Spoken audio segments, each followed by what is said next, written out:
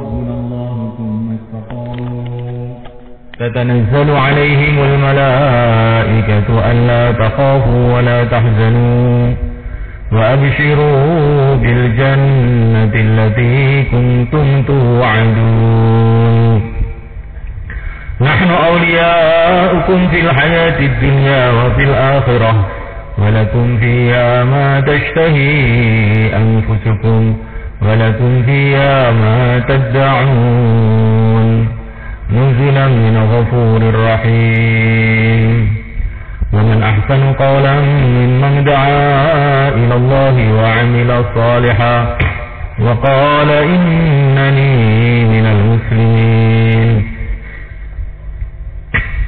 Hadirin yang dimuliakan oleh Allah Subhanahu wa taala, tidak ada pembicaraan yang lebih baik melebihi pembicaraan mengenai keagungan Allah Subhanahu wa taala, kehebatan Allah Subhanahu wa taala, kekuasaan Allah Subhanahu wa taala, Rahman dan Rahimnya Allah Subhanahu wa taala, sifat-sifat Allah yang maha agung, yang maha sempurna. Karena pembicaraan mengenai keagungan Allah ini adalah merupakan zikir, bagian daripada makna zikir. Sedangkan zikir ini adalah sebesar-besarnya ibadah. Wa zikrullahi akbar, zikir kepada Allah ini lebih besar dari amalan-amalan yang lain. Memulaikan Allah Ta'ala berbicara mengenai keagungan Allah Subhanahu wa ta'ala, kehebatan Allah Subhanahu wa ta'ala, kekuasaan Allah Subhanahu wa ta'ala, keindahan Allah Subhanahu wa ta'ala, kesempurnaan Allah Subhanahu wa ta'ala, ketinggian Allah Subhanahu wa ta'ala, pencipta alam semesta ini. Pembicaraan mengenai itu juga termasuk dakwah, dan dakwah ini merupakan bagian dari pembelaan kepada agama Allah. Dan barang siapa membela agama Allah, Allah Subhanahu wa ta'ala akan membelanya, menolongnya.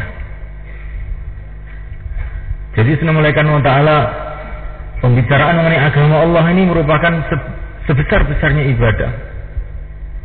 Pembicaraan mengenai keagungan Allah merupakan sebesar-besarnya ibadah. Pembicaraan mengenai keagungan Allah juga merupakan dakwah, pembelaan kepada agama Allah yang akan mendatangkan pertolongan Allah SWT. Namun Allah SWT berbicara mengenai keagungan Allah juga merupakan pujian-pujian kepada Allah Subhanahu wa ta'ala.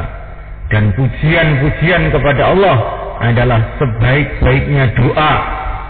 Dalam satu hadis dikatakan sebaik-baiknya doa adalah Alhamdulillah. Sebaik-baiknya doa.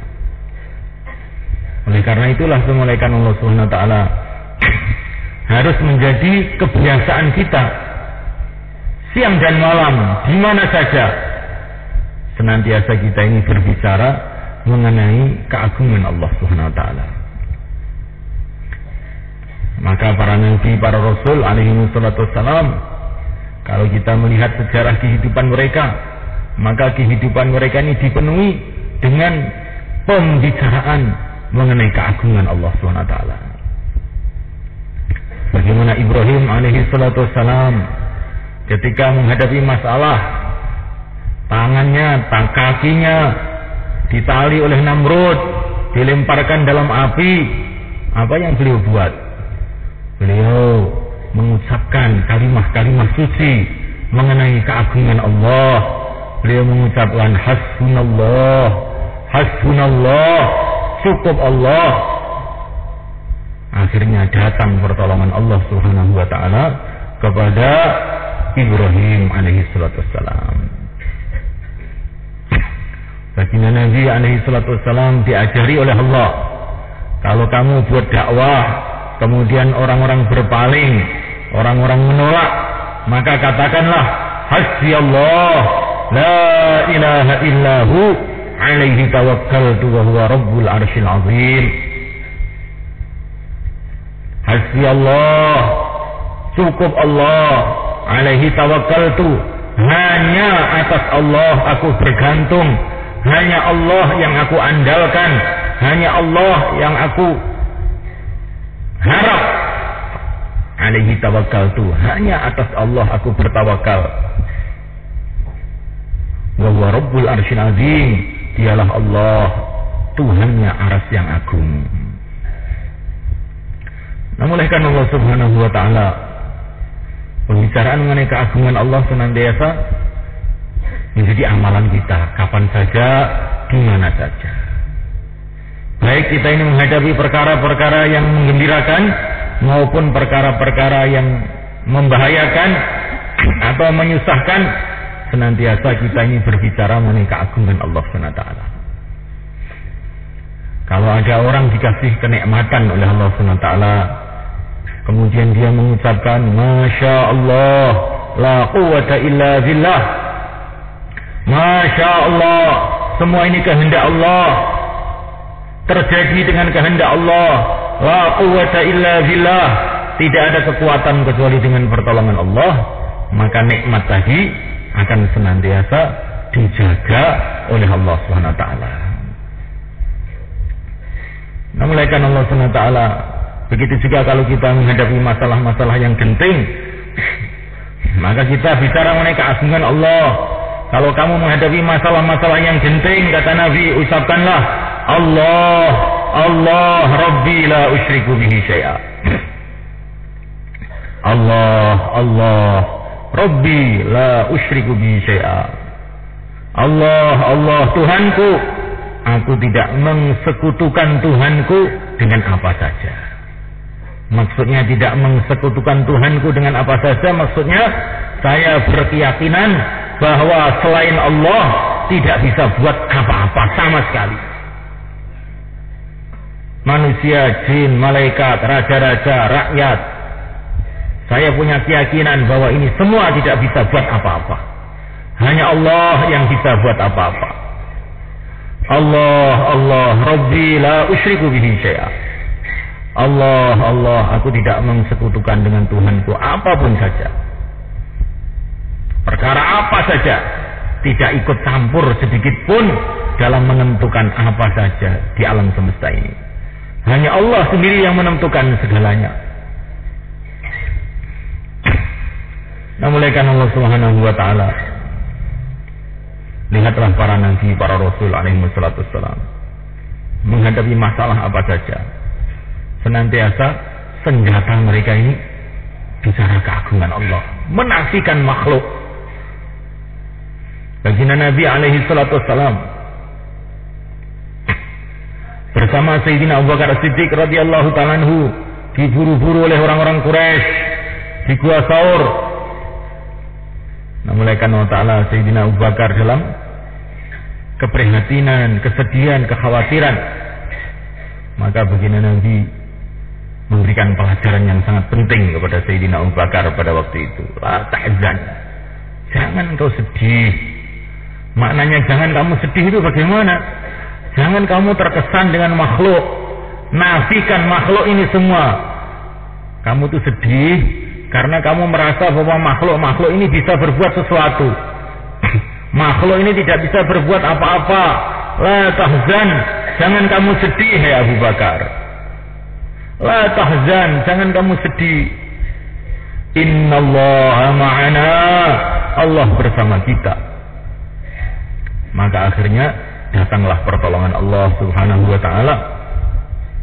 Illa tansuruhu faqad nasarahu Allah idh akhrajahu alladhina kafaru thaniya ithnaini idh huma fil ghar idh yaqulu li sahibihi la tahzan innallaha ma'ana. Jadi semenaikan Allah SWT namanya da'i itu begitu semenaikan. Da'i itu bagaimana? Mengajak orang itu kepada Allah. Mengajak orang itu kepada Allah. Namun mulaikan Allah Ta'ala di mana saja kita berada, waktu suka, waktu duka, menghadapi lawan, menghadapi kawan. Senantiasa kita ini mengajak manusia kepada Allah. Jangan terkesan dengan keadaan-keadaan. Keadaan-keadaan ini semua yang menciptakan Allah, yang mengendalikan Allah. Hati manusia tidak bisa buat apa-apa tanpa kehendak Allah. Orang marah kalau dibikin marah oleh Allah. Orang cinta juga karena dibikin cinta oleh Allah. Wa ma tasyauna illa ayyasha Allah. Kamu tidak bisa berkehendak kecuali dengan kehendak Allah. Pandang alam semesta ini dengan pandangan tauhid. Kullun min indillah, semua dari Allah. Pandangan tauhid. Kalau kita ini masih perasaannya itu dunia itu semrawut, ada kekuatan kanan, kekuatan kiri, kekuatan timur, kekuatan barat, blok timur, blok barat, Amerika, Cina, Belanda. Ini namanya masih pandangan syirik, kan? Belum pandangan tauhid. Pandangan tauhid itu semua dari Allah. Maka menghadapi apa saja senantiasa tawajuh kepada Allah. Dihadapkan hatinya kepada Allah, berdoa kepada Allah. Ini namanya pandangan tauhid, pandangan iman. Mulaikan Allah SWT. Rukun iman yang 6 ini menjadi pandangan hidup kita.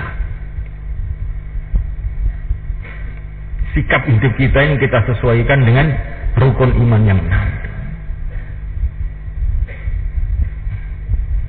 Pandangan akhirat, memandang dunia, ingat akhirat. Melihat makhluk, teringat Khaliq. Melihat dunia, teringat akhirat. Karena dunia ini perjalanan menuju akhirat. Melihat makhluk, teringat Khaliq. Melihat dunia, teringat akhirat. Melihat amwal, teringat amal. Karena kekayaan yang sebenarnya itu bukan amwal, bukan harta benda, tapi kekayaan yang sebenarnya itu adalah amal, amalan-amalan. Nah, mulaikan Allah SWT. Kamu percaya nggak kalau ada presiden miskin? Percaya nggak? Presiden kok miskin? Nggak ada, Pak. Kaitannya apa presiden dengan kekayaan? Karena dia ini punya kerja, ya. Karena dia ini punya kerja sebagai seorang presiden. Orang nggak percaya kalau ada presiden miskin. Padahal kekayaan, pekerjaan presiden itu gajinya berapa? Sebulan paling sekitar berapa ratus juta. Jadi kekayaan dia itu dalam kerjanya. Mulaikan Allah Ta'ala. Maka orang iman ini juga harus merasa kaya, mulaikan.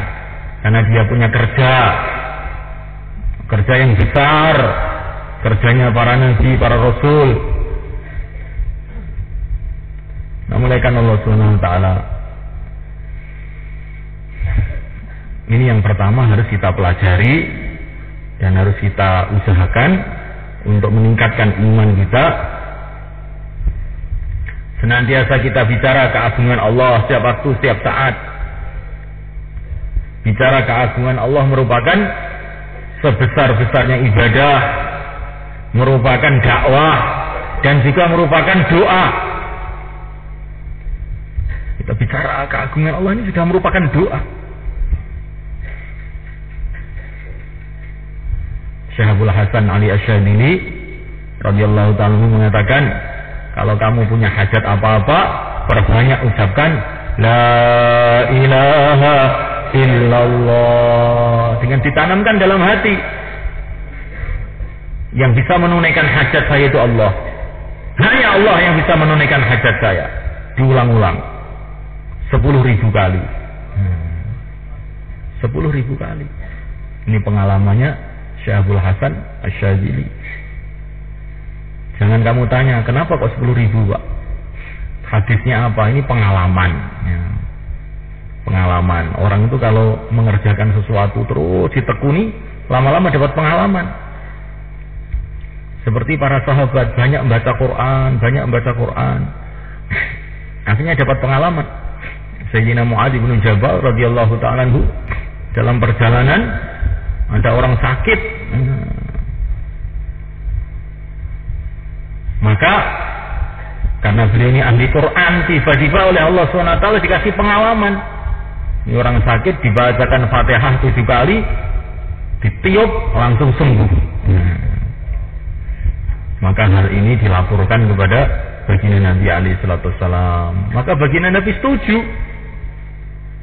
Baginda Nabi mengatakan, wah kamu ini menyelewengkan Quran, kamu ini. Quran bukan untuk nyuwuk. Nabi tidak mengatakan seperti itu. Tapi justru Nabi itu gembira. Wa ma yudrika annaha ruqyah.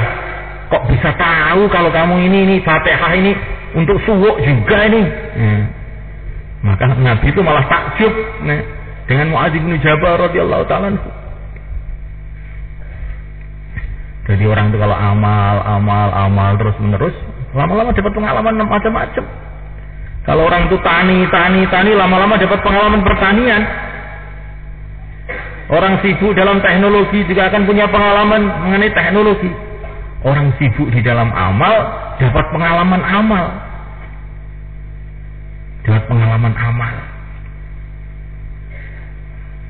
Nah, mulaikan Allah Subhanahu wa taala. Pengalamannya macam-macam. Orang itu akan dikasih ilham oleh Allah macam-macam.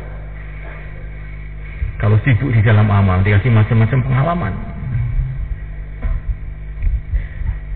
Ala Ibnu Hadrami radhiyallahu ta'ala anhu, karena beliau ini banyak sibuk dengan doa, akhirnya dapat pengalaman. Dia dapat pengalaman lafaz-lafaz doa yang bisa untuk menyelesaikan masalah-masalah. Ya Aliyu ya Azim ya Alimu ya Alim. Ini doanya Ala Ibnu Hadrami. Hasil pengalaman ini. Hasil mujahadah beliau. Dengan doa ini maka beliau bisa menyeberang lautan ke Bahrain. Jadi itu malaikat Allah Ta'ala, ada ilmu karena pengajaran, ada ilmu karena pengalaman. Ini juga ada hadisnya sebetulnya. Man alima, man amila bima alim warasahullah ilma ma lam ya'lam. Barang siapa mengamalkan apa yang dia sudah tahu, maka Allah akan berikan kepada dia ilmu-ilmu yang dia belum pernah tahu. Jadi kita di pesantren belajar ilmu ini, tafsir ini, fikih ini macam-macam ilmu. Ini penting. Ilmu dengan tawakti, dengan belajar, dengan membaca, dengan menulis, dengan mendengar. Tapi juga ada ilmu itu sebabnya amal. Ilmu disebabkan amal. Mulaikan Allah Subhanahu wa ta'ala. Maka berkembang. Ilmu yang sebab amal itu terus berkembang, nggak ada habis-habisnya. Kalau ilmu yang hanya dari kitab, ya cuman yang ada di kitab itu saja. Tapi kalau ilmu yang disebabkan amal, maka ini berkembang, nggak ada habis-habisnya. Sehingga seolah-olah agama ini baru terus. Ilmu sebab amal ini mengakibatkan orang itu merasa baru terus agama itu. Sholat hari ini saya punya pengalaman begini karena sungguh-sungguh dalam sholat. Nanti sholat isya punya pengalaman baru lagi. Nanti tahajud punya pengalaman baru lagi. Nanti subuh punya pengalaman baru lagi.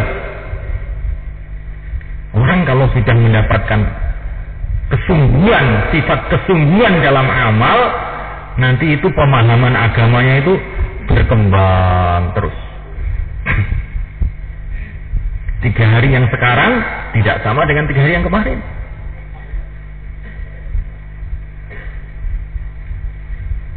Nah, mulaikan Allah Subhanahu wa ta'ala.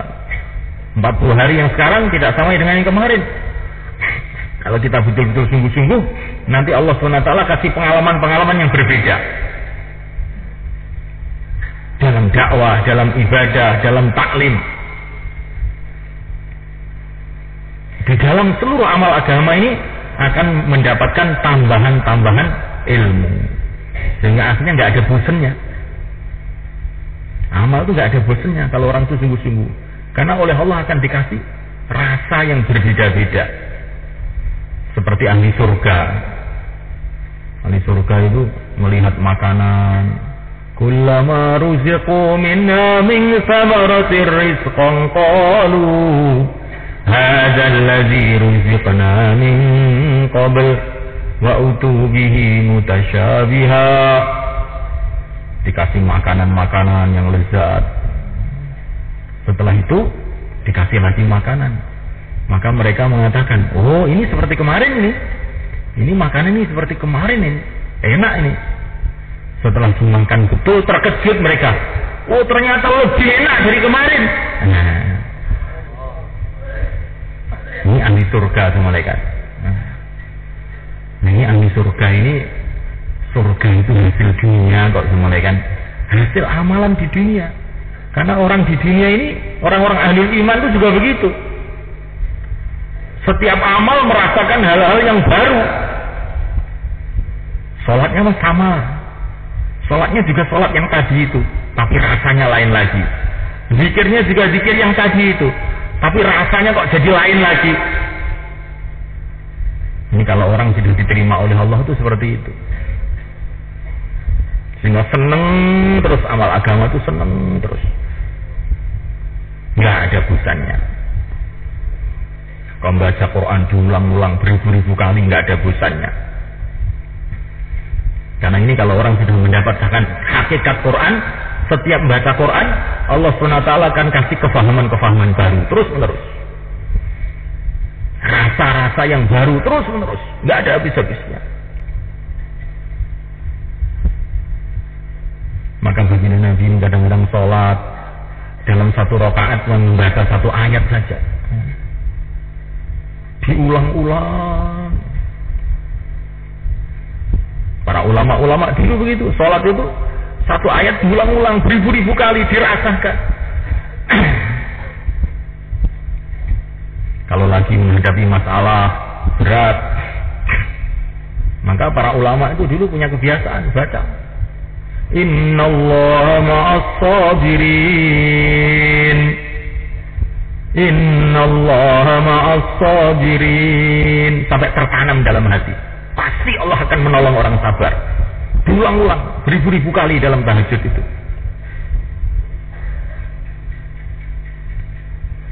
Maka akhirnya mendapatkan kelezatan. Nah nanti berbarengan, ini sudah menjadi pengalaman para ulama, berbarengan dengan timbulnya yakin bahwa Allah bersama orang sabar, Allah akan membantu orang sabar. Bareng itulah nanti pertolongan Allah datang. Maka kalimat-kalimat ini harus diulang-ulang supaya tertanam dalam hati. Innallaha ma'as sabirin, Innallaha ma'as sabirin, Innallaha ma'as sabirin. Diulang-ulang beribu-ribu kali sampai tertanam dalam hati. Itu caranya cari pengalaman iman itu, diantaranya begitu itu semuanya. Hanya para ulama ditanya, ini doa ini dibaca berapa kali? Sak krosone. Ya. Sebenarnya wis kroso ning dilati wis mandi. Maka kita ini sholat, kita ini sebetulnya itu belum sholat yang sebenarnya, baru latihan. Maka sholat itu harus diulang-ulang mulai kan. Sholat sunnah berapa rakaat? Sak krosone. Nah, sampai terasa itu kita ini betul-betul menghadap kepada Allah. Allahu Akbar. Baca, ruku, sujud. Terus direnungi, tadi saya itu sholat tuh yang ingat itu apanya tuh? Oh, waktu sujud tadi ingat, waktu ruku belum ingat, belum terasa. Ya. Diulang lagi. Akhirnya sampai berdiri ingat menghadap pada Allah, ruku mengagungkan Allah, sujud tunduk kepada Allah. Ya. Diulang lagi sampai setiap kalimat di dalam sholat itu terasa dalam hati. Setiap gerakan dalam sholat itu terasa di dalam hati. sujud panjang. Ulama-ulama zaman dulu sujud itu panjang sampai berjam-jam. Namanya wa ta'ala. Bahkan ada ulama itu sholat itu semalam tuh rukuk saja. Rukuk saja. Ada yang berdiri saja. Maksudnya juga rukuk sujud semua, tapi yang diperpanjang itu berdirinya. Ini malam ini diperpanjang berdirinya, besok diperpanjang rukuknya, besok lagi diperpanjang sujudnya. Maksudnya untuk apa? Untuk supaya hati ini betul-betul terlatih merasakan hakikat sujud, hakikat rukuk, hakikat doa kepada Allah SWT. Diulang-ulang. Allah. Inilah semalakan yang harus kita usahakan sekarang. Orang-orang ahli teknik maka meneliti bagaimana mobil bisa jadi baik, mesin-mesinnya diteliti semua, murmurnya dikencengi semua, baut-bautnya diperhatikan semuanya, karena dia tahu kabel satu saja ini putus, nanti mobil itu nggak bisa jalan dengan baik. Nah, orang ahli amal juga begitu, teliti sholatnya. Karena ini sholat ini ada satu bagian saja yang kurang tertib, nanti ini jadi tidak sempurna itu sholat itu. Maka lama-lama kita ini akan berkenalan dengan Allah SWT dengan sebab sholat ini. Muliakan Allah SWT. Kita ini keluar jalan Allah Subhanahu wa ta'ala untuk belajar pengalaman-pengalaman ini, untuk mendapatkan hakikat iman, keyakinan yang benar kepada Allah. Bagaimana caranya? Pokoknya ikut Rasulullah. Para sahabat itu dulu mendapatkan pengalaman iman itu caranya bagaimana tuh? Rasulullah ke timur, ikut ke timur. Rasulullah ke barat, ikut ke barat. Rasulullah dakwah, ikut dakwah. Rasulullah keluar, ikut keluar. Rasulullah hidupkan amal masjid, ikut hidup amal masjid. Rasulullah nangis, ikut nangis. Rasulullah tahajud semalam-malam, mereka ikut tahajud semalam-malam suntuk. Ikut saja lama-lama dapat pengalaman macam-macam mereka itu. Dengan istiqomah. Nah, mulaikan Allah Subhanahu wa ta'ala. Maka kita ini keluar jalan Allah Subhanahu wa ta'ala untuk latihan ikut Rasulullah dalam kehidupan kita 24 jam. Dengan mengagungkan malaikat. Jangan kita ini pikirnya yang penting itu saya itu 40 hari. Ya. Yang penting jalan. Nanti nggak dapat pengalaman apa-apa dengan cara seperti itu.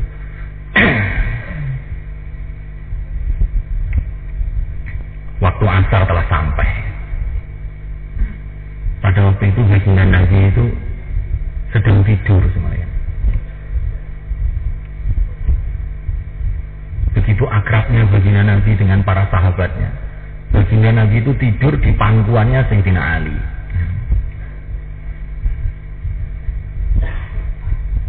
Begitu nyenyaknya tidurnya Nabi itu sampai tenggelam matahari, beliau baru bangun. Maka beliau terkejut. Ali, kamu sudah sholat asar tadi? Belum ya Rasulullah. Karena Sayyidina Ali nggak berani membangunkan Nabi itu. Saking cintanya kepada Nabi, merasa bahagia ini pangkuannya untuk tidur Nabi. Saking beliau memuliakan Nabi sampai nggak berani bergerak sedikit pun. Maka Nabi itu doa, ya Allah, sesungguhnya Ali telah ketinggalan sholat asar karena cintanya dia kepada Allah dan Rasulnya. Kurang lebihnya Nabi mengatakan seperti itu. Ya Allah, kembalikanlah matahari supaya Ali bisa sholat lagi. Maka tiba-tiba itu matahari yang sudah tenggelam itu balik ke timur lagi semuanya. Ini hadisnya sahih semuanya, diriwayatkan oleh Qadhi Iyad dalam kitab Asy-Syifa, juga disahihkan juga oleh Imam Suyuti, walaupun Ibnu Taimiyah mengatakan ini tidak sahih. Biar Ibnu Taimiyah. Memuliakan Allah Subhanahu wa taala.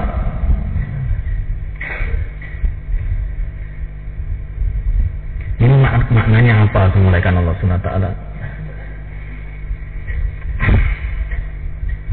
Orang itu kalau mengamalkan agama itu dengan rasa cinta, gitu memuliakan. Amal agama itu dengan rasa cinta, dengan kesungguhan, nanti dia dapat pengalaman macam-macam, memuliakan.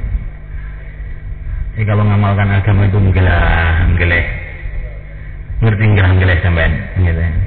Ya amal tapi geleh, nggak ada semangat, karo ngantuk. Nah ini yang begini ini nggak dapat pengalaman apa-apa, malaikat. Tapi bagaimana mengamalkan agama ini dengan kesungguhan, diagungkan, dicintai. Amalan agama saja, apa saja, apa itu dakwah, apa itu sholat, apa itu taklim, apa itu khidmat, dikerjakan itu dengan penuh kegembiraan, penuh kecintaan, karena ini perintah Allah, ini perintah Allah, ini amal Rasul, maka dikerjakan itu dengan penuh kesungguhan, nantinya dapat pengalaman macam-macam. Memuliakan Allah Ta'ala, para sahabat mendapatkan pengalaman macam-macam ketika mereka ini ada kesungguhan dalam taatnya kepada Allah dan Rasulnya, itu mereka itu habis-habisan sehingga mereka dapat pengalaman-pengalaman yang macam-macam. Jamaah dikirim ke Yaman 6 bulan, tidak ada seorang pun yang masuk Islam. Maka jamaah itu ditarik oleh Nabi alaihissalam. Kemudian Nabi mengirim Sayyidina Ali untuk pergi ke Yaman. Ini kalau dilihat dari pemikiran kita, pemikiran tentaskil zaman sekarang gitu, ya, mungkin tidak munasib nih rute ini. Percuma aja orang Yaman didakwai. 6 bulan satu pun nggak ada orang gubris. Dah cari rute yang lain saja. Tapi baginda Nabi alaihissalam mengirim Sayyidina Ali ke Yaman lagi, ke tempat yang sama. Sayyidina Ali taat berangkat ke sana.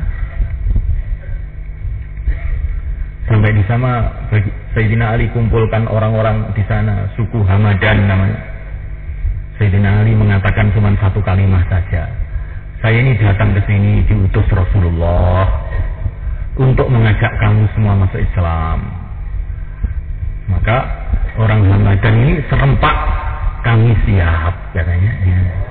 Satu suku semua masuk Islam semua mereka. Kan aneh nih mereka. Jadi orang yang taat nanti dapat pengalaman macam-macam. Jangan nih jamaah dibentuk.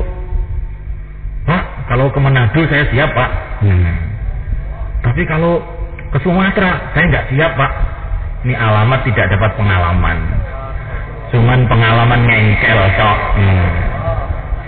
Pengalaman ini pengalaman ngengkel. Tidak dapat pengalaman iman. Pengalaman iman itu didapatkan kalau orang itu sungguh-sungguh dan taat. Sungguh-sungguh dan taat. Amalan dikerjakan dengan penuh kecintaan, dengan penuh ketaatan. Nanti dapat pengalaman-pengalaman. Memuliakan Allah Subhanahu wa taala. Ini keistimewaan para sahabat sehingga disebutkan dalam Quran. Mereka ini simbolnya adalah sami'na wa ata'na. Kami dengar perintah, kami taat. Kami dengar, kami taat. Kami dengar, kami taat. Ya sifatnya para sahabat. Sehingga mereka ini dapat pengalaman-pengalaman. Memuliakan Allah Ta'ala. Pernah sahabat itu kurang taat sebentar saja, dan itu bukan karena disengaja, tapi itu karena ya namanya manusia kadang-kadang perhatiannya kurang gitu aja. Maka dapat teguran keras dari Allah SWT. Pada waktu Nabi di Tabuk, maka begini Nabi kasih iklan, semua orang yang mau buang hajat harus membawa temannya, tidak boleh membuang hajat sendirian, kata Nabi SAW. Maka semua sahabat taat semua. Ada 2 orang ini yang kurang memperhatikan pengumuman itu. Daya hidayah itu nggak diperhatikan benar-benar. Yang satu karena kebelet ngising, sudah nggak usah ngajak teman-teman, langsung pergi. Nah, setelah ini waktu dia buang hajat mulai kan, tahu-tahu kena angin. Kena angin, diterka angin, diterbangkan oleh angin sampai ke luar negeri itu mulai kan.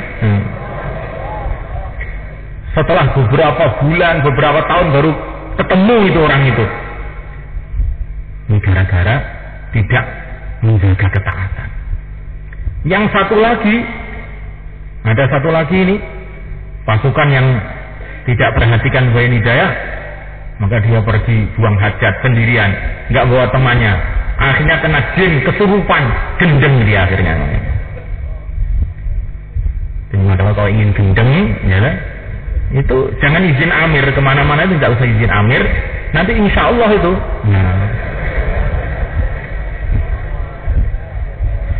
La ilaha illallah. Semoga Allah mengampuni kita semua. Ini pengalaman para sahabat. Sehingga para sahabat itu, Masya Allah, taatnya itu luar biasa. Taatnya itu luar biasa. Karena mereka dapat pengalaman-pengalaman. Dengan taat itu, mereka dapat macam-macam barokah.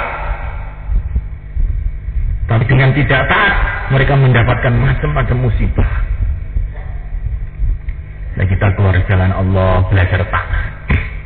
Man ata'ani faqad ata'ani, ya man ata'ani faqad ata' Allah. Barang siapa taat pada amir, berarti taat kepada aku. Kata Nabi, barang siapa taat kepada aku, taat kepada Allah. Sebab sekarang itu kita ini taat kepada amir karena Allah. Ini karena tertib agama, bukan karena amir ini orang wibawa, orang pintar, bukan. Ini tertib begitu. Asalkan amir itu tidak memerintahkan kepada keburukan, tentu saja. Kalau amirnya itu nyuruh kepada keburukan, ya jangan ditaati. Nah, di depan itu ada tulisan air untuk minum. Kemudian amirnya bilang, cuci tangan. Tanya, di mana amir? Itu depan itu. Itu katanya air untuk minum. Nggak apa-apa. Sedikit aja kok. Nah, amir yang begini nggak usah ditaati. Nggak usah ditaati. Ini haram, Mir. Kalau yang halal saya taat. Kalau ini haram. Ini air untuk minum, tidak boleh untuk cuci tangan. Akadnya seperti itu. Sedikit saja kok. Ini nggak ada kemalakan kita ini makan racun walaupun sedikit saja itu bahaya. Nah, perkara yang haram itu seperti racun. Tidak ada sedikit saja minum racun 1 sendok aja lah, nggak apa-apa. Ini orang yang nggak benar begini nih kemalakan. Mengulaikan Allah Subhanahu Wa Taala. Maka kita keluar di jalan Allah Subhanahu Wa Taala, senantiasa bicara keagungan Allah. Kemudian kita ini belajar menghidupkan sunnah Rasul dengan ketaatan, kesungguhan dan kecintaan. Ketaatan, kesungguhan dan kecintaan.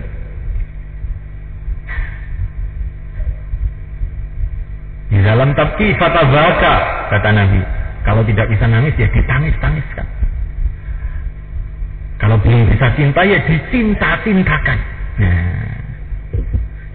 Belum bisa cinta, dicinta-cintakan. Witing tresno jalaran kulino. Nah, ini katanya orang Jawa. Orang itu kalau dicinta-cintakan lama-lama jadi cinta. Itu sudah fitrahnya manusia. Ada orang pergi ke Saudi, nggak bisa makan roti. Biasanya makan nasi, suruh makan roti. Tapi lama-lama dipaksa, akhirnya terlatih makan roti. Sehingga tidak puas kalau tidak makan roti. Sehingga pulang ke Jawa masih ingin makan roti juga. Karena terlatih tadi. timbul kecintaan. Nah, mulai kan Allah Subhanahu wa ta'ala, kenapa kita ini senang makan nasi? Karena kebiasaan tiap hari makan nasi. Coba kalau kita di Mekah nanti kebiasaan berubah, jadi makan roti nanti berubah juga. Maka cinta ini harus dipelajari itu mereka. Bagaimana kita ini mencintai agama. Mencintai agama. Namaikan Allah Ta'ala. Maka para ulama kalau mereka mendengar azan, hayya 'alas shalah, hayya 'alas shalah, la haula wala quwwata illa billahil aliyyil azim. Allahumma ij'al qurrata 'aini fis shalah. Allahumma ij'al qurrata 'aini fis shalah. Ya Allah, jadikanlah. Ini bukan nambah-nambah hadis loh. Ini bukan malaikat. Tetapi ini dalam satu hadis dikatakan doa waktu kamu mendengar azan itu makbul. Jadi itu kita ini mendengar azan kemudian kita tirukan apa adanya ini sudah benar. Ditambah doa itu juga ada hadisnya. Maka sebagian para ulama kalau mendengar hayya 'alas shalah, hayya 'alas shalah, mereka mengucapkan la haula wala quwwata illa billah. Allahumma ij'al qurrata 'aini fis shalah. Ya Allah, jadikanlah kesejukan hatiku dalam salat. Ya Allah, jadikanlah kecintaan hatiku ini dalam salat. Nah, begitu caranya.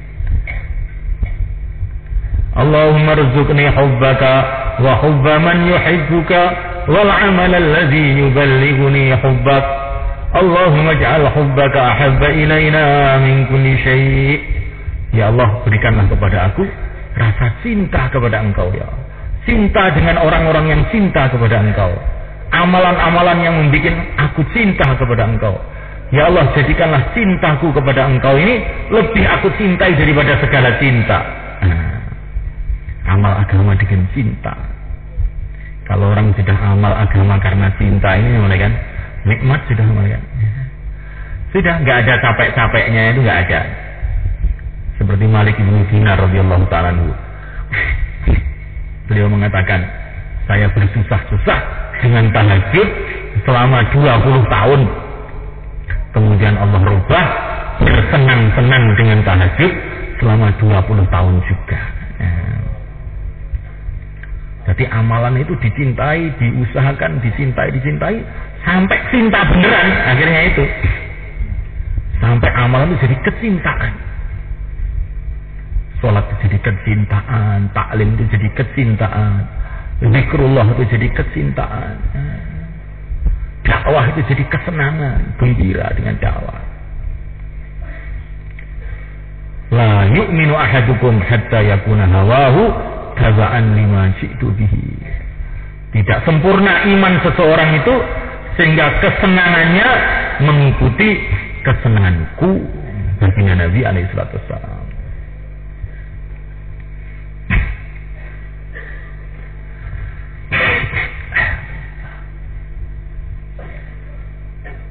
Kesenangannya petani, mereka notana. Kesenangannya petani apa? Melihat sawah yang hijau royo-royo, sudah menguning, mau panen. Kesenangannya pedagang, melihat dagangan-dagangan di pasar yang banyak, pembelinya banyak juga, insya Allah. Kesenangan Rasulullah itu apa? Kesenangan Rasulullah itu kalau melihat umat mengamalkan agama. Kesenangan umat itu kalau melihat umatnya, kesenangan Rasulullah kalau melihat umatnya ini berbondong-bondong menuju surga. Sehingga baginda Nabi alaihi wasallam mengatakan, semua nabi punya doa-doa besar. Dan doa-doa besarnya itu sudah digunakan mereka di dunia. Nabi Nuh telah menggunakan doa besarnya untuk menenggelamkan seluruh orang kafir yang ada di dunia. Dan begitu juga nabi-nabi yang lain telah menggunakan doa-doa besarnya di dunia.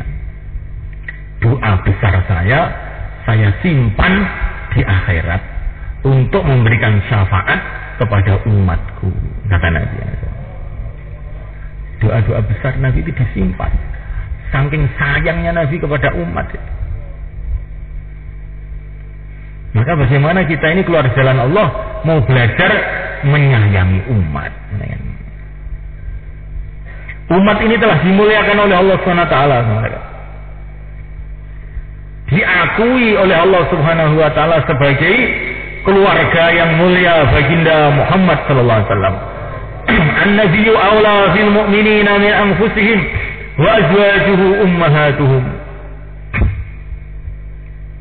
Masya Allah. Ibu-ibunya, istri-istri yang mulia baginda Muhammad sallallahu alaihi wasallam adalah ibu bagi orang-orang yang beriman.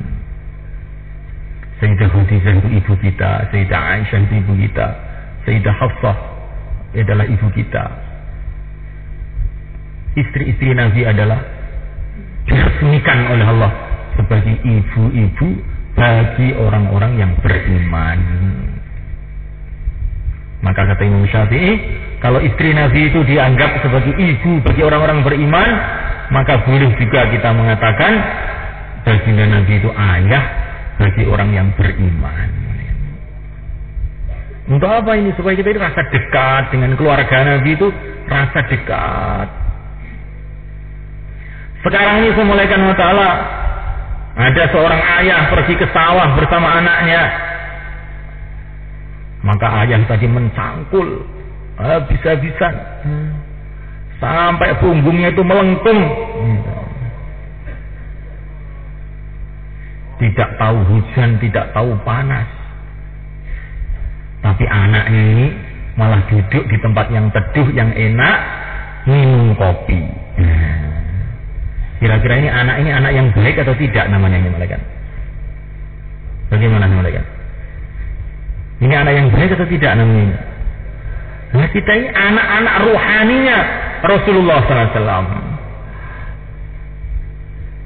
Baginda Nabi siang dan malam memikirkan umat, malam hari menangis semalam-malam suntuk untuk umat, siang datang ke setiap rumah, siang datang ke setiap lorong-lorong, mengajak manusia kepada Allah dengan segala macam pengorbanannya, berlumuran keringat, bahkan berlumuran darah untuk agama ini.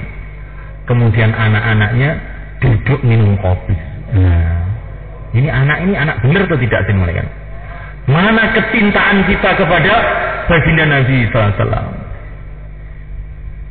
Belum termasuk orang itu iman yang benar sebelum mencintai Nabi melebihi cintanya kepada ayah ibunya dan cintanya kepada seluruh manusia. Ini cintanya orang iman kepada Nabi. Ini semulaikan wa ta'ala bulan Maulid, di mana-mana orang itu merayakan kelahiran baginda Nabi sallallahu alaihi wasallam.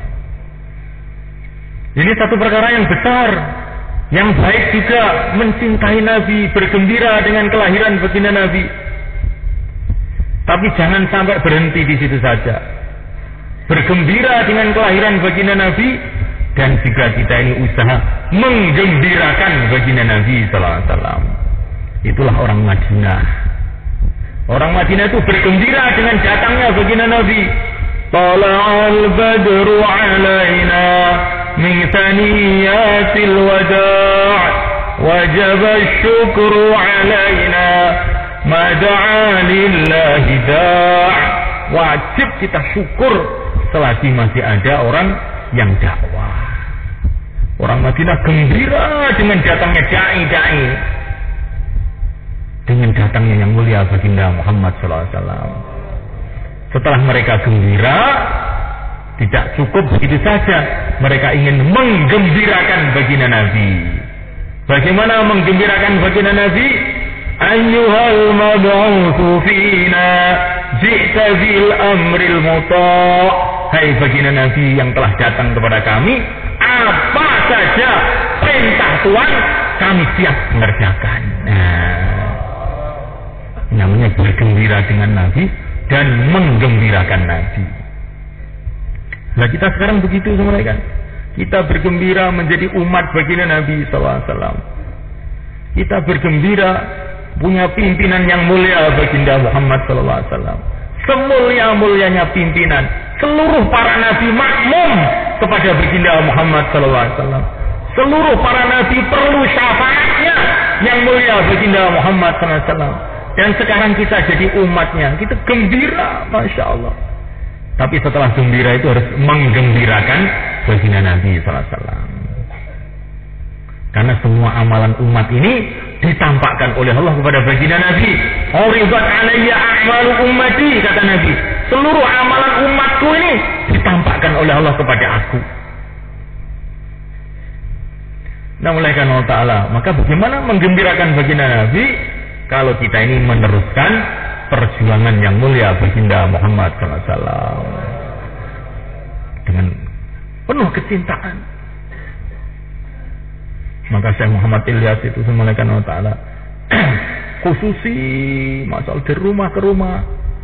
Beliau ini sedang bawa roti untuk makan itu, putar dari rumah ke rumah sampai putar tuh 3 hari belum sempat makan. Syekh Ilyas. Maka teman-temannya mengatakan, Syekh, mau istirahat sebentar, mau istirahat sebentar, ini makan sebentar. Maka saya jawabnya bagaimana? Bagaimana saya bisa makan sedangkan hati Rasulullah dalam keadaan sedih melihat keadaan umat ini? Saya tidak bisa makan, khususi lagi. Ini Syekh Muhammad Ilyas, malaikat. Pernah kita ini begitu ya, malaikat? Dan kita mau belajar itu, insya Allah, malaikat. Tapi dengan musyawarah. Nanti kalau kita ini rohaninya masih lemah, kalau nggak makan 3 hari, tahu-tahu stres. Ini repot lagi, nanti membingungkan orang. Dengan musyawarah. Tapi hendaknya kita ini, kalaupun kita tidak bisa ke tingkat yang demikian, kita ini mengarah ke sana. Bagaimana makannya agak diundur sedikit untuk khususi, untuk menyempurnakan khususi, untuk membentuk jamaah, untuk menyempurnakan musyawarah, sedikit dikurangi makannya, dikurangi minumnya, dikurangi istirahatnya. Nah, ini baru kita ini mengarah kepada mencintai agama dengan sebenar-benarnya. Insyaallah kita niat memulaikan. Kita mulaikan Allah SWT. Kita keluar jalan Allah untuk belajar kehidupan Nabi. Bukan hanya dalam dakwahnya saja, tapi dalam ibadahnya juga. Kita ingin sholat yang panjang-panjang seperti Nabi. Bukan hanya dari ibadahnya saja, tapi kita juga ingin memperdalam ilmunya Nabi alaihissalam. Sebagaimana yang diceritakan tadi, bahwa ilmu itu tidak hanya didapatkan, malaikat, dengan membaca, menulis, mendengar, tapi dengan amal ilmu akan meningkat. Ilmu itu akan meningkat dengan amal. Ilmu itu akan meningkat dengan doa. Wa qur rabbi zidni ilma. Baginda Nabi diperintahkan oleh Allah untuk meminta tambahan ilmu. Jadi ilmu itu ada ilmu yang hasil doa, bukan hanya hasil baca saja. Ada ilmu hasil baca, ada ilmu hasil mendengar, ada ilmu hasil amal, ada ilmu hasil doa, ada ilmu hasil zuhud. Man zahida fid dunya 'allamahu Allah min ghairi ta'allum. Barang siapa yang zuhud di dunia, tidak tertarik dengan dunia, Allah akan memberikan dia ilmu tanpa belajar. Ada ilmu karena ikhlas. Man akhlasa lillahi arba'ina sabahan amba Allah min qalbihi yanabi al-hikmah tahruju ila lisanih. Atau kama qala Rasulullah SAW, barang siapa yang ikhlas, barang siapa yang ikhlas karena Allah 40 pagi, 40 hari, maka Allah SWT akan berikan kepada dia hikmah, yang hikmah itu akan keluar ke mulut dia. Ikhlas 40 hari. Jadi bukan kita ini mau hanya menghabiskan waktu 40 hari, tapi bagaimana ikhlas 40 hari. Nanti Allah akan beri hikmah di dalam hati. Man akhlasa lillahi arba'ina sabaha amba Allah min qalbihi ya nabi al-hikmah tahruju ila lisanihi atau kama qala Rasulullah SAW. Ikhlas karena Allah, ikram temannya karena Allah, menghormati temannya karena Allah. Kalau kamu di pesantren menghormati kiai karena takut sama kiai, nanti kalau saya nggak menghormati kiai suruh pulang saya nanti. Nah, biasa kalau begitu itu. Memang kalau di pondok kamu nggak menghormati kiai tak pentung. Sekarang kita ini belajar menghormati orang karena Allah. Keluar di jalan Allah, nggak ada kiainya, nggak ada ustadznya, tapi menghormati seseorang karena Allah, menghormati orang tua karena Allah, menghormati amirnya karena Allah, menghormati sama-sama muslim karena Allah. 40 hari saja nanti akan ada ilmu hikmah dalam hati kamu, sehingga menghadapi masalah apa saja nggak bingung. Kalau orang itu sudah punya hikmah, menghadapi masalah apa aja nggak bingung. Orang itu bingung kenapa? Karena belum punya hikmah, maka bingung. Walaupun ilmunya banyak, ya, tapi kalau belum punya hikmah nanti bingung. Dusfun ini kalau niki, dusfun ini tandanya orang bingung nih. Belum punya hikmah. Nah, hikmah itu sumbernya kalau kita ini ikhlas. Targetnya pertama ikhlas 40 hari. 40 hari kehidupannya karena ikhlas. Bukan karena ditekan siapa-siapa. Amal bukan karena disuruh siapa-siapa. Amal semata-mata karena Allah. Saya jauhlah karena Allah. Musyawarah karena Allah. Tahajud karena Allah. Taat karena Allah. Keluar karena Allah. Tidak ada pertimbangan-pertimbangan yang lain. Oh, nanti kalau saya nggak tertib, dilaporkan nanti saya sama kiai. Malu saya. Ini namanya nggak ikhlas. Ya. Itu namanya nggak ikhlas. Ya. Tapi ya masih lumayan daripada saya nggak punya malu. Orang itu punya malu itu juga bagus, tapi bukan itu targetnya. Bagaimana target itu? Karena Allah. Malu pun malu kepada Allah. Malu pun karena malu kepada Allah. Ini 40 hari kok bisa terus-terus begitu? Masya Allah. Akan terjadi perubahan dalam hati kita. Insya Allah kita niat memulaikan 40 hari ini kalau dikerjakan sungguh-sungguh itu Masya Allah memulaikan. Barang siapa sholat jamaah 40 hari tidak ketinggalan takbiratul ula, Allah bersihkan hatinya dari sifat munafik. Coba dimulaikan. Jadi makanya Maulana Umar rahimahullah beliau mengatakan, kamu keluar di jalan Allah 40 hari saja dengan tertib sungguh-sungguh, jadi wali kamu katanya. Katanya Maulana Umar rahimahullah. Sungguh-sungguh loh. Dalam 40 hari tidak berharap pada selain Allah. Ada masalah sholat 2 rakaat, jangan telepon. Yang bisa menyelesaikan masalah Allah. Allah sangat dekat dengan kita. Kenapa kita hubungan kemana-mana? Ini namanya berharap hanya kepada Allah. 40 hari tidak menggunakan barang orang tanpa izin. 40 hari dakwah terus, 40 hari daulah terus, 40 hari zikir terus, 40 hari tahajud terus. Nanti 40 hari itu berubah, wajahnya itu berubah. Ini para sahabat kalau masuk Islam, pulang itu keluarganya terkejut semua. Loh, wajah kamu kok berubah? Begitu berseri-seri, begitu tampak indah, bercahaya, tidak seperti kemarin. Ada apa kamu ini? Saya baru masuk Islam, Masya Allah. Jadi sahabat dulu itu baru masuk Islam itu sebenarnya kan kehidupannya itu berubah, sehingga keluarganya pun terkejut melihat wajah mereka itu. Ini kalau orang itu mengamalkan agama dengan sungguh-sungguh. 40 hari meninggalkan maksiat, tidak melihat wanita yang bukan mahramnya, dan kamu selama keluar tidak akan ketemu mahram kamu, maka selama 40 hari tidak melihat wanita sama sekali, baru nanti dapat kekhusyuan dalam sholat. Barang siapa yang bisa menutup matanya dari perkara yang haram, dia akan mendapatkan kelezatan ibadah. Bagaimana saudara? 40 hari tidak menggunjing orang, 40 hari tidak menggunjing orang, melihat keburukan-keburukan orang, senantiasa melihat kebaikan orang.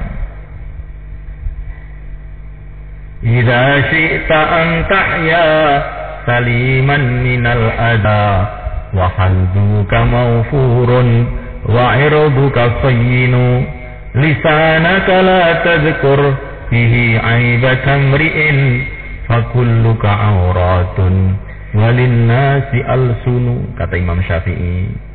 Kalau kamu itu ingin hidup selamat, jangan ngomong keburukan orang. Kalau kamu ngomong keburukan orang, ketahuilah orang itu juga bisa ngomong mengenai keburukan kamu. Akhirnya bertengkar jadinya nanti.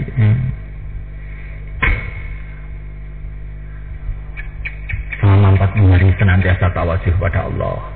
40 hari disibukkan dalam dakwah, dalam taklim wa ta'alum, zikir ibadah, khidmat, akhlak yang baik. Bagaimana? Insyaallah ini kan kita latihan. Jangan kita melihat masa-masa yang lalu, kata Ibnu Athaillah. Kadang-kadang setan itu datang. Saya dulu juga sudah pernah keluar 40 hari, tapi baru 3 hari sudah loyo. Itu yang nanti apa nasib saya juga begitu lagi ya. Semangat 3 hari sudah loyo, 20 hari sudah koplok ya. Apa begitu nasib saya? Kita husnuzan kepada Allah. Barangkali sifat-sifat yang buruk itu sudah dihapus oleh Allah, sekarang jadi yang baik saja. Insyaallah mereka. Kita betul-betul sungguh-sungguh. Namun Allah Ta'ala, kita punya tanggung jawab besar. Tanggung jawab besar. Sudah tidak ada Nabi lagi, tidak ada Rasul lagi setelah yang mulia baginda Muhammad SAW. Tanggung jawab.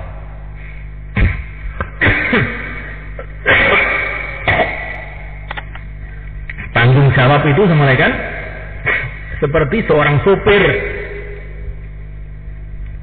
bis Jampri jurusan Surabaya Jakarta. Penanggung jawabnya adalah sopir. Namun Allah Ta'ala, kalau sopir tadi sampai terlena, sampai sembrono, kemudian tidur waktu dia nyupir, apa yang terjadi semuanya kan? Maka tidurnya seorang sopir sama dengan membunuh satu orang bis. Satu bis dibunuh.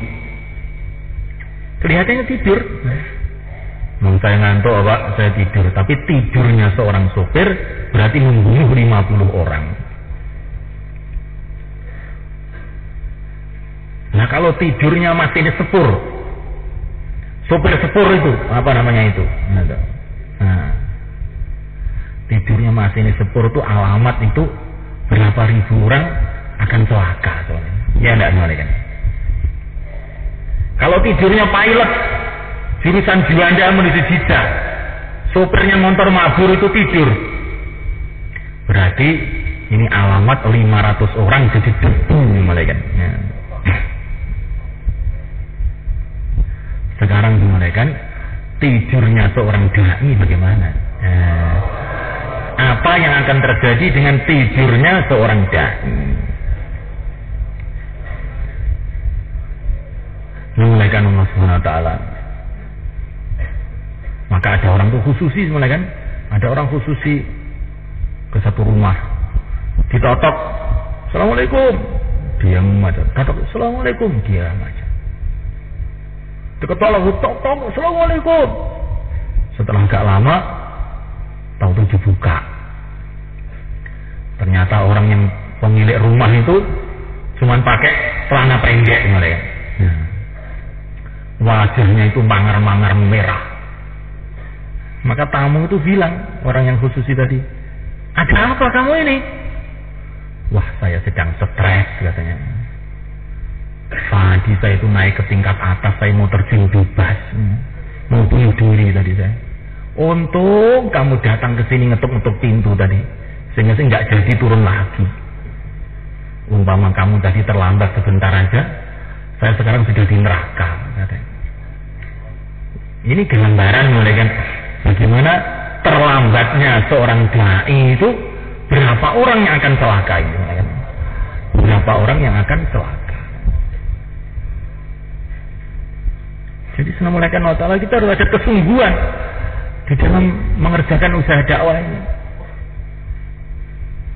Keterlambatan kita ini ada bahayanya.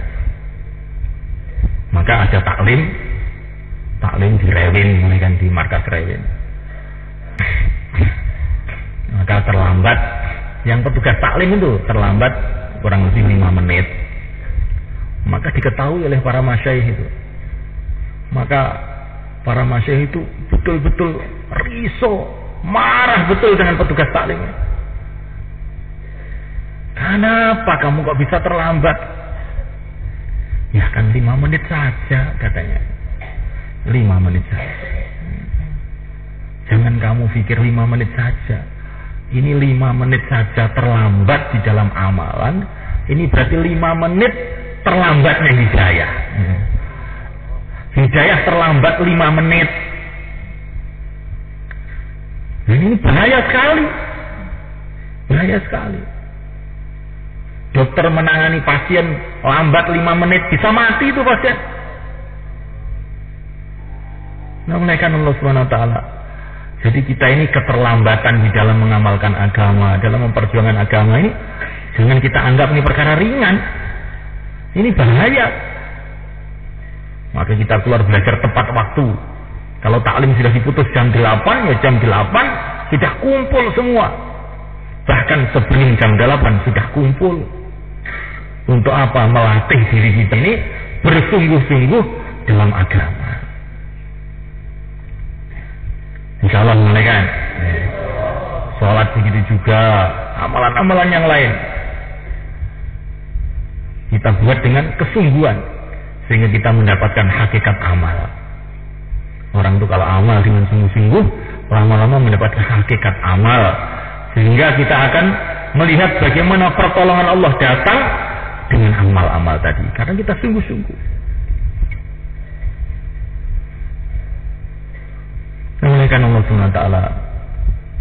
Pembicaraan sudah panjang. Sekarang kita ini mau menguatkan niat kita, soalnya kita mau menguatkan niat kita. Kita tidak tahu masih berapa hari lagi di dunia ini, berapa bulan lagi kita, mungkin juga tinggal berapa jam lagi kita tidak tahu. Maka kita niat dengan sungguh-sungguh mau menghabiskan umur kita ini dalam perjalanan Rasulullah SAW, dalam kehidupan Rasulullah SAW, kehidupan para sahabat, kehidupan orang-orang soleh, sehingga mati kita ini tidak sia-sia. Namanya Allah. Maka ini dari kampung yang akan keluar 4 bulan ataupun 40 hari, silahkan berdiri ke selatan. Apabila jazakumullah. Monggo Pak, sing badhe medal sanulan sekondok sedinten saking tiang kampung kula aturi jenengan nipil Pak, monggo. Masyaallah.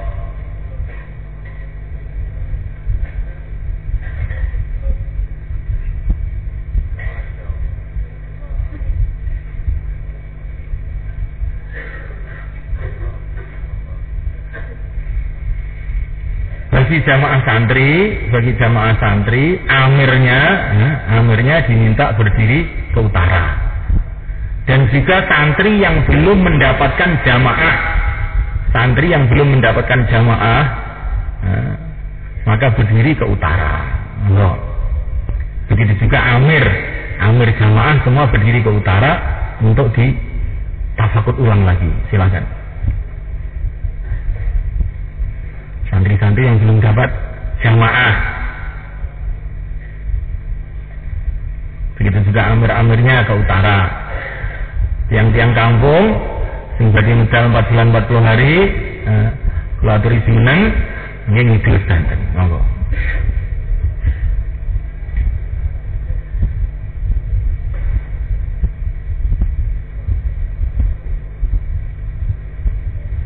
Masya Allah tinggal sepuh medal sekandung sedinten sekawan wulan. Masya Allah.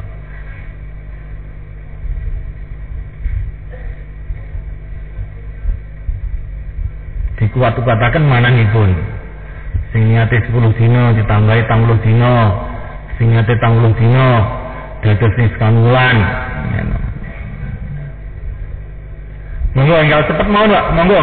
Bismillah. Bismillah, tawakkaltu ala Allah. Ini kesempatan sing paling sae saniki. Kesempatan sing paling sae saniki. Kita mboten ngertos. Biasane wong niku nek amal niku nek ditunda tambah repot, Pak. Mboten tambah longgar. Besok tambah repot malih menungso ngoten niku. Makane sak niki pun wis rasa ngenteni longgar ndang ngedet mawon 4 bulan 40 hari. Monggo. Monggo dimenang itu Pak, monggo. Bismillah.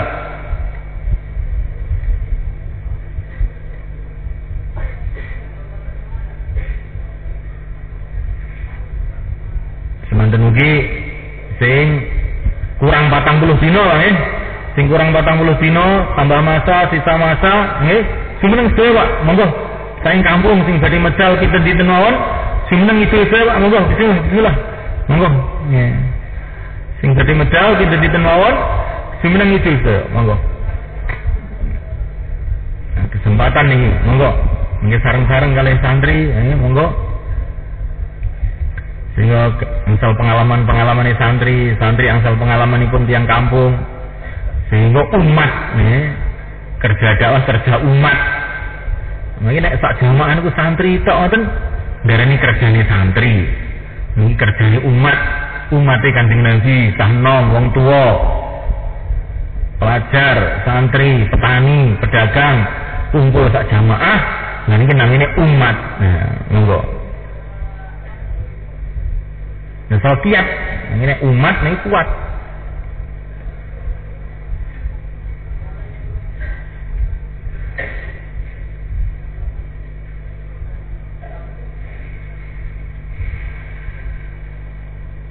Insyaallah sedaya niat nggih.